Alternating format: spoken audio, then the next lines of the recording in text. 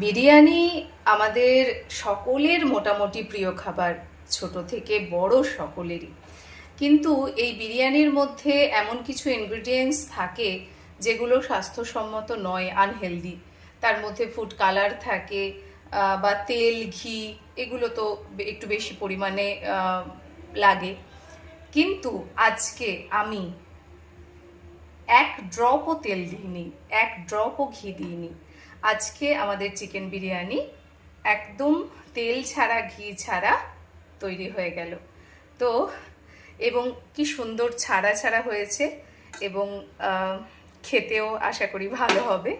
তো আপনারা একদিন বানিয়ে দেখুন। চলুন জেনে নেওয়া যাক রেসিপিটা। প্রথমে বিরিয়ানির মশলাটা তৈরি করে নেব। তো বিরিয়ানির মশলাটা করতে আমাদের লাগছে এক টুকরো জায়ফল, জয়িত্রী, বড় এলাচ দুটো, ছোট এলাচ তিনটে লবঙ্গ, দুটো শুকনো লঙ্কা, দুটো তেজপাতা, মৌরি, গোলমরিচ, এবং এখানে ধনে জিরে একটু রোস্ট করে গুঁড়ো করা আছে, আর এটা সাজিরে গুঁড়ো। সেই কারণে আমি এখানে গোটা সাজিরে বা গোটা ধনে জিরে দিইনি। ওই দুটো ইনগ্রিডিয়েন্টস আমার বিরিয়ানি মশলাতে লাগবে। তো এইগুলো সব আমি কড়াতে দিয়ে দিলাম। এবার এটাকে আমি একটু ড্রাই রোস্ট করে নেব। তারপরে এটা ঠান্ডা করে আমি এটা ডাস্ট করে নেব। তো আমাদের তৈরি হয়ে যাবে বিরিয়ানির মশলা। এখানে জলটা গরম হয়ে গেছে। আমি এখানে 300 গ্রাম মতো বাসমতি চাল একটু ধুয়ে ভিজিয়ে রেখেছিলাম, সেই চালটা আমি এই গরম জলের মধ্যে দিয়ে দিলাম। এবং এই জলের মধ্যে আমি দিয়ে দেব একটা এলাচ, দুটো লবঙ্গ, এবং এক টুকরো দারচিনি আর একটা তেজপাতা। এটা জলের মধ্যে দিয়ে দেব। আজকে যে চিকেন বিরিয়ানি হবে সেটা তো তেল ছাড়া হবে, তাই তেল ছাড়া কিভাবে করতে হয় আমরা দেখিয়ে দেব। তো আমি এই আলুগুলোকে, একটা বড় আলু হাফ করে কেটে হালকা একটু সিদ্ধ করে নিয়েছি। আর এদিকে চিকেন নিয়েছি মোটামুটি 350 গ্রাম মতো হবে। এর মধ্যে 2 চামচ হলুদ দিয়েছি। এবার এর মধ্যে দিয়ে দেব টক দই। টক দই বেশ খানিকটা দিলাম, প্রায় হাফ কাপ মতো। এবারে এর মধ্যে দেব পেঁয়াজ বাটা। পেঁয়াজ বাটা 2 চামচ মতো, আদা বাটা 1 চামচ, এবং রসুন বাটাও 1 চামচ মতো দিলাম। আদা বাটা 2 চামচ দেব। এবার এটাকে আমরা একটু মেখে নেব, একটু ম্যারিনেট করে নেব। কোনো রকম এক ফোঁটাও তেল পড়বে না বিরিয়ানিটায়, এক ফোঁটাও তেল পড়বে না। তো এই ম্যারিনেশনটা একটু ম্যারিনেট করে থাক, ম্যারিনেট হয়ে তারপরে আমরা চিকেনটাকে করে বাকি প্রসেসিং তারপরে আসছি। আমাদের চিকেনটা ম্যারিনেট হয়ে গেছে, এবং ভাতটা আমি 80% করে নিয়েছি এবং জল ছড়াতে দিয়েছি। এবার যেহেতু বিনা তেলে হবে, তো কড়াতে আমি কিচ্ছু দেব না। এই যে ম্যারিনেট করা ছিল যে চিকেনটা, সেই চিকেনটা দিয়ে দেব।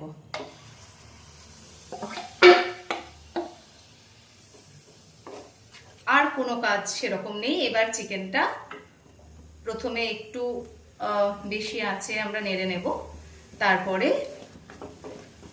একদম আঁচটা কমিয়ে দিয়ে চিকেনটা আস্তে আস্তে হতে দেব। এবং আলুটা যেহেতু সিদ্ধ করা আছে, তো আলুটা একদম পরের দিকে দেব, এখন আলুটা দেব না। তো চিকেনটা একটু নাড়বো, নেড়ে তারপরে এটা আঁচ কমিয়ে রান্না হতে দেব। চিকেনটা প্রায় 5 মিনিট একটু নাড়ার পর আমি এখানে দিলাম টমেটো বাটা। 2টো টমেটোকে বেটে নিয়েছি, আর সামান্য একটু জল দিয়েছি। এই যে সাইডে যে তেলটা দেখতে পাচ্ছেন, একটু তেল তেল মনে হচ্ছে, এটা চিকেনের তেল। এক ফোঁটাও তেল আমি দিইনি, এক ফোঁটাও না। তো এইটা টমেটো বাটাটাও এবার এর সঙ্গে মিক্স হয়ে যাবে, এবং চিকেনটাও একটু সিদ্ধ হোক, তারপরে আবার দেখাচ্ছি।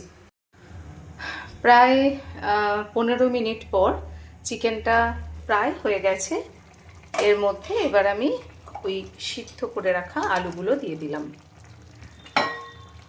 এখনো পর্যন্ত তেল দিইনি, এক ফোঁটাও তেল পড়েনি, তেল দেব না।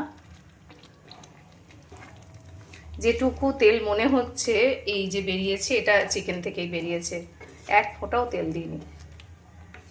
তো আলুগুলো দিয়ে আবারও একটু মিনিট 3-4 মতো আবারও একটু হতে দেব। আলুটা দেওয়ার মিনিট 3-4 পরে ফিরে এলাম। তো এরকম বিষয়টা দাঁড়ালো। এরপরে ওই যে ভাতটা করে রেখেছিলাম সেই ভাতটা দিয়ে দেবো। আমি একটু এখান থেকে গ্রেভি তুলে রেখেছি, সামান্য একটু লেয়ার করব, একটা লেয়ারই হবে। এবার আমি সেই ভাতটা দিয়ে দিলাম। 300 গ্রাম চালের ভাত আছে এর মধ্যে, এবং ভাতটা 80% করা আছে। এবার এর উপরে আমি যে গ্রেভিটা তুলে রেখেছিলাম সেটা একটু দিয়ে দেব, এবং দেব যে বিরিয়ানি মশলাটা করে রেখেছিলাম সেটা 2 চামচ মতো দিয়ে দিলাম।